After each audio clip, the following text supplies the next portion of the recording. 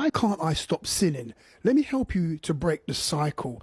You see what it is that when you are not in the word, okay, the flesh begins to increase. When you're in the word, the spirit increases.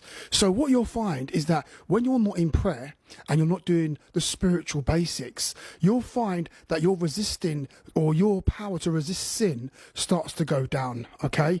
Because the more word and spiritual activities you have in your life is the more power you have to overcome sin and the devil. See, we get our power from the Spirit of God. And if we are not in the Spirit of God, then we won't have any power to overcome a sinful behavior. We won't have any power to overcome the flesh. So this is the reason why us as believers, while we keep on sinning and making mistakes and doing all forms of craziness, you'll always find out it's always linked to our word reading life, our prayer life, our spiritual walk with Christ.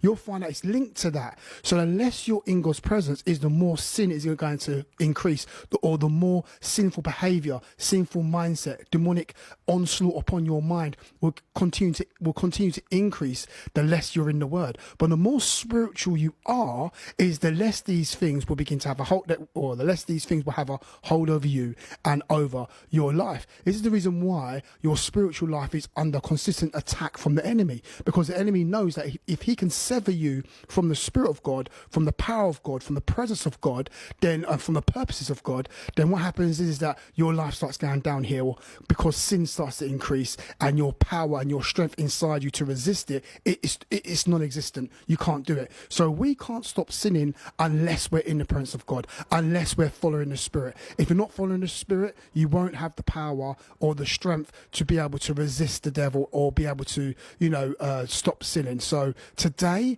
get into the word, become more spiritual, be more serious about your walk with God, and you'll start to see sin starts to decline in your life.